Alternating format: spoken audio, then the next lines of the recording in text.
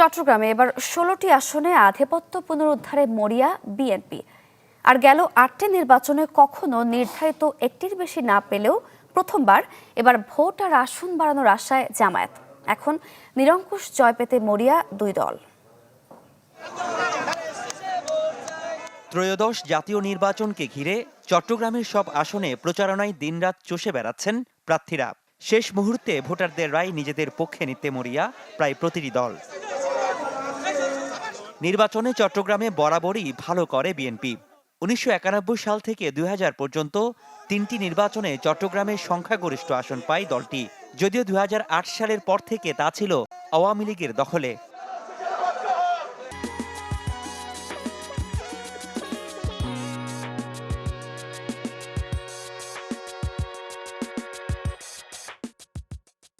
তবে এবারের নির্বাচনে আওয়ামী লীগ না থাকায় আসনগুলো পুনরুদ্ধারের আশায় বিএনপি। নেতাদের আশা সবকটি আসনেই জয় পেতে চান তারা।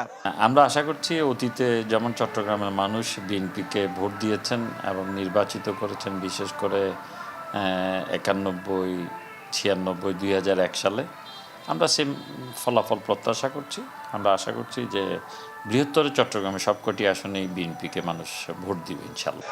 এক্ষেত্রে ভিন্ন জামায়াত ইসলাম।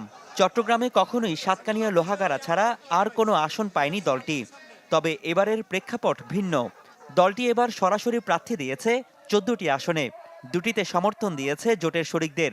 তাই এবার আসন বাড়ার আশায় দলটি। আমাদের জোটের প্রার্থী সহ আমরা তো ১৬টা আসনেই আসলে ভালোভাবেই কাজ করছি এবং আমরা আশা করছি, কিন্তু তারপরেও তো শতভাগ এটা পাওয়া, কিন্তু আমরা এখনো কোনোটাকে মাইনাসে ধরছি না আর কি। সবগুলোতে আমরা বিজয়ের আশা নিয়ে কাজ করছি। তবে কোনো আসনে জামায়াতের বিদ্রোহী প্রার্থী না থাকলেও বিএনপি রয়েছে চট্টগ্রাম ১৪ ও ১৬ আসনে, যা দলের প্রার্থীর জন্য হয়ে দাঁড়িয়েছে মাথা ব্যথার কারণ।